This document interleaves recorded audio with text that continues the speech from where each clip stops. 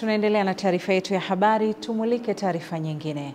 Baadhi ya wananchi na madereva wa mtaa wa Mtambani, eneo la Viwandani Kipawa, jijini Dar es Salaam, wameziomba mamlaka zinazohusika na miundombinu ya barabara TARURA mkoani Dar es Salaam kuwanusuru kutokana na hali mbaya za barabara zinazoingia viwandani ambazo zimekuwa zikisababisha kukwama kwa malori na magari madogo yanayoingia au kutoka viwandani na kusababisha usumbufu mkubwa katika barabara hizo.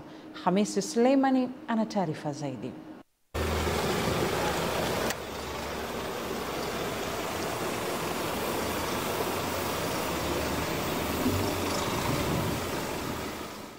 Wakizungumza na Channel 10, baadhi ya madereva na wananchi hao wamesema hali katika kipindi hiki imeendelea kuwa mbaya zaidi kutokana na madimbi makubwa ya maji, hali inayoleta usumbufu katika eneo hilo. Hapa adha yetu kubwa ni barabara, na tunafanya kazi ya transport katika mazingira haya, lakini gari zinaharibika mara kwa mara kwa sababu ya, ukiangalia hata changamoto katika hili eneo husika, magari yanavunja springi. Unaona, bado haitoshi, hata utendaji wa kazi kwa kampuni unakuwa ni mgumu sana. Kuna kipindi kuwa mkoa alikuja na akatupa ahadi za kutengenezewa barabara hii, lakini bado kwa hali ilivyo, hali ni mbaya mno. Sisi watu wa bodaboda tunapata shida, viwandani magari yanaharibika. Ina maana imekuwa ni tatizo kubwa katika mtaa huu. Sasa tunaiomba serikali yetu ya kiongozi wetu mkuu Mama Samia Suluhu Hassan daktari aweze kutufanyia mpango kwa viongozi hao wa chini aliowagea zamana, ili tutengenezewe barabara hii, maana imekuwa ni adha kubwa, vyombo vinaharibika, watu wafanyi shughuli zao kwa wakati.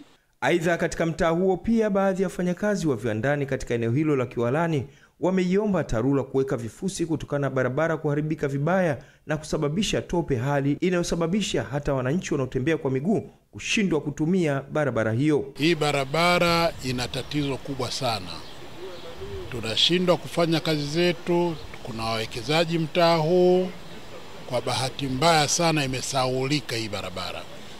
Kama unavyoona mtangazaji, tunashukuru sana kwa kutembelea na kuona hii hali jinsi ilivyo.